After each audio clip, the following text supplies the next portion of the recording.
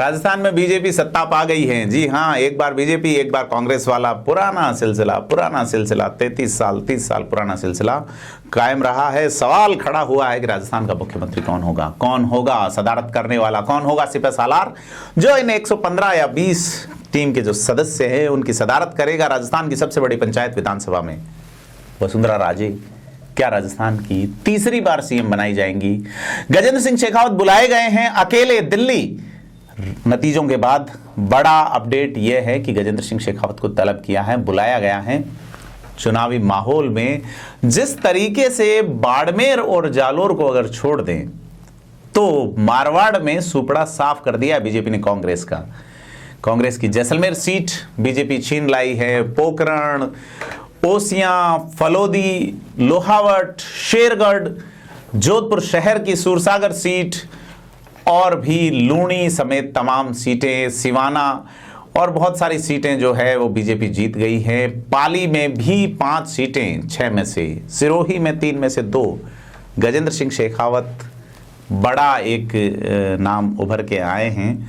हालांकि बाड़मेर में भी कांग्रेस के हाथ अब शायद एक भी सीट नहीं आई है और वहाँ बाड़मेर में हरीश चौधरी चुनाव जीते बताए जाते हैं कांग्रेस के। लेकिन यह परफॉर्मेंस जो है वो बहुत कुछ कहती है। गजेंद्र सिंह शेखावत बुलाए गए हैं, वसुंधरा राजे पार्टी कार्यालय पहुंची है, सीपी जोशी और तमाम लोगों ने सेलिब्रेट किया है। सीएम कौन होगा, सबसे बड़ा सवाल। राज्यपाल किसे बुलावा देंगे? अगर इन 115 सीटों पे गजेंद्र सिंह शेखावत का नाम आलाकमान फाइनल करता है, जैसा कहा गया कि जिसका नाम आएगा उसके पीछे सभी खड़े हो जाएंगे, राजेंद्र राठौड़ का बयान था, क्या वाकई में खड़े होंगे? बड़ा सवाल है। लेकिन अगर गजेंद्र सिंह शेखावत सीएम बनाए जाते हैं तो 2018 में जिस तरह कैसे गजेंद्र सिंह शेखावत का नाम प्रदेशाध्यक्ष के लिए प्रपोज किया गया था और यहाँ बगावत हुई थी, उनके खिलाफ एक गोपनीय बगावत हुई थी, गुपचुप रही थी, तो इन सारी चीज़ों पे गजेंद्र सिंह शेखावत अगर सीएम बनाए जाते हैं तो निश्चित तौर पर यह माना जाएगा कि आलाकमान की चली हैं, मोदी का जादू चला है, यहाँ का चुनाव मोदी के ही भरोसे था।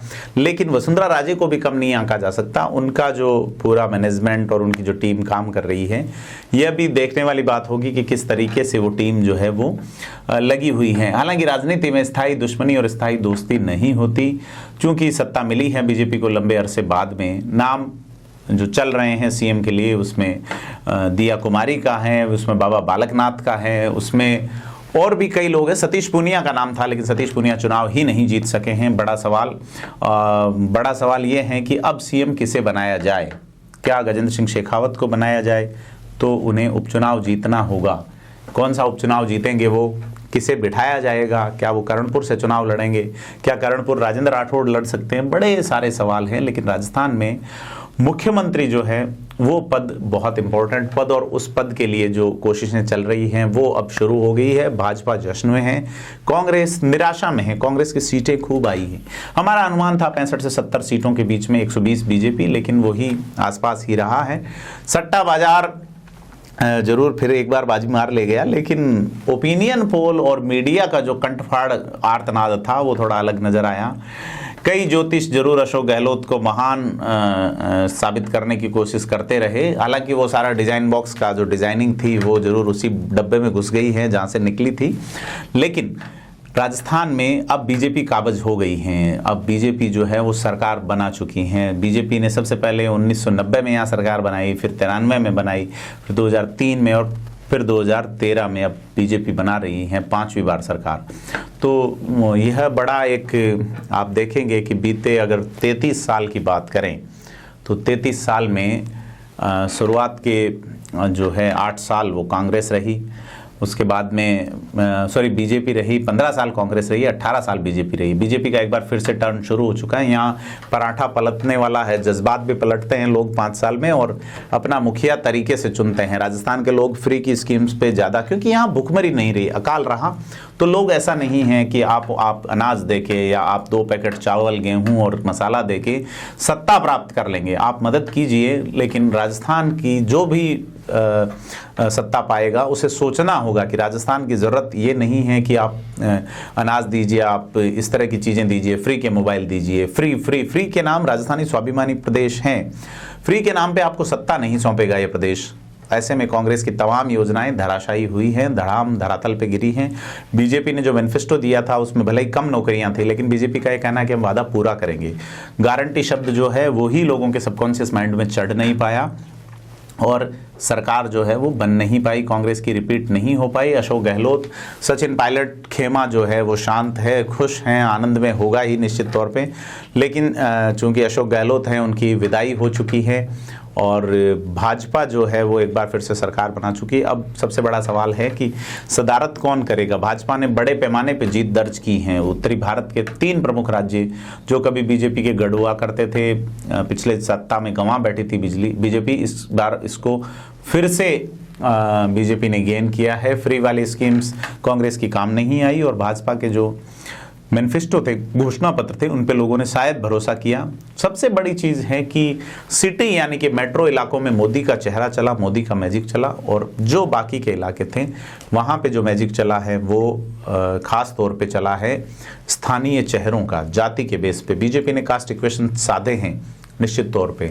चुनाव में जीत जिन लोगों की महत्वपूर्ण है उसमें प्रियंका चौधरी की जीत, उसमें रविंद्र सिंह भाटी की जीत, उसमें चंद्रभान सिंह आक्या की जीत और उसमें जीत रितु बनावत की, डॉक्टर रितु बनावत की, कि किस तरीके से अगर पार्टी ने आपको टिकट नहीं दिया तो किस तरीके से आप जनता से सीधे जुड़ के, मुश्किल राह रही इन सभी की, लेकिन उन्होंने मुश्किल राहों पे जिस तरीके से पैर बढ़ाए, कदम बढ़ाए, उससे साबित हुआ। 7 के आसपास बागी जो है उनमें से 6 बीजेपी के हैं और यह सिलसिला जो है वो राजस्थान में पहली बार इस तरह का एक स्वैग देखा गया। जैसे कि शिव का विधानसभा चुनाव मैंने कवर किया था तो वहाँ एक अलग और अनूठा अलहदा माहौल रहा और अभी तक जैसे 3 निर्दलीय जो है वो डिक्लेयर हो चुके हैं। उसमें भीलवाड़ा से अशोक कुमार कोठारी हैं, रितु बनावत बयाना से हैं और बाकी जो है शिव सीट पे रविंद्र सिंह चुनाव जीत चुके हैं 4,500 हजार वोट से और सांचौर सीट पे जीवाराम जीते हैं, डीडवाना से यूनुस खान हैं और गणेश राज बंसल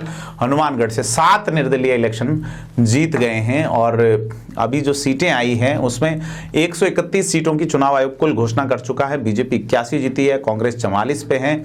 कुल मिला के 115 सीट बीजेपी जीत रही हैं और कांग्रेस 69 पे। कांग्रेस का गठबंधन है राष्ट्रीय लोक दल से, आरएलडी से, भरतपुर वाली सीट सुभाष गर्ग 1 सीट उनकी ये जीत रही हैं और आरएलपी जो है वो 2 सीटों पे है। हनुमान बेनीवाल बहुत मुश्किल से चुनाव जीते हैं 2059 वोटों से और अभी जो बायतू सीट है वहां भी मामला फंसा हुआ है। तो यह सारा जो बड़ा जो चेंज देखा है वो बीटीपी का सुपड़ा साफ हो गया और भारत आदिवासी पार्टी, राजकुमार रोत, थावरचंद और इन लोगों ने जिस तरह से जीत दर्ज की है उससे यह है कि भारत आदिवासी पार्टी ने कड़ी टक्कर दी है। उमेश मीणा, आसपुर 84 और ये 3 सीटें जो है इस पे एक बड़ा बदलाव है कि नई पार्टी आई। बसपा जो पिछली बार 6 सीटें लाई थी इस बार 2 पे सिमट गई। बसपा की खासियत है कि आज तक बसपा से कोई दलित प्रत्याशी नहीं जीता है और इस बार भी नहीं है। गुर्जर प्रत्याशी जीते हैं, जवाहर सिंह बाड़ी सीट से, गिरिराज मलिंगा हार गए हैं। हाथी से ही सत्ता की सीढ़ियां चढ़े थे और हाथी ने ही उनको सत्ता की सीढ़ियों से उतार लिया है। मनोज न्यांगली एक बार फिर से जीते हैं, 2013 में भी जीते थे, बसपा के कद्दावर नेता हैं राजस्थान में। और दलित वोट बैंक को सादुलपुर यानी कि राजगढ़ जिसको कहते हैं चूरू जिला वाला, उसमें बड़ा प्रभावी काम मनोज न्यांगली ने किया है। और अगर अपन देखें कि जिस तरीके से मारवाड़ में खास करके बीजेपी ने परफॉर्म किया है, अशोक गहलोत के गढ़ में जिस तरीके से मेवाड़ में परफॉर्म किया है, मेवाड़ में तो एक सीट जो है वो पुष्करलाल डांगी जरूर मावली में जीते हैं। गढ़ थी बीजेपी का, कुलदीप सिंह बागी खड़े हुए हैं। उसके अलावा पूरे मेवाड़ में केवल और केवल एक कांग्रेस, एक निर्दलीय, बाकी पूरे मेवाड़ की सीटें भाजपा ले गई। मारवाड़ की सीटें, हमारा फोकस मारवाड़ मेवाड़ पे ही रहा और यह फोकस बिल्कुल प्रभावी रहा। इलेक्शन जो है वो भाजपा ने तरीके से जीता है और अब सवाल ये है कि मुख्यमंत्री कौन बनेगा। ओम प्रकाश बिड़ला होंगे, ओम प्रकाश माथुर होंगे, गजेंद्र सिंह शेखावत, वसुंधरा राजे, दिया कुमारी, राज्यवर्धन राठौड़ या कोई और। सवाल बड़ा है, आने वाला वक्त क्या बताएगा, यह वक्त के गर्भ में है। हम आपको लगातार अपडेट रखेंगे चीज़ों से।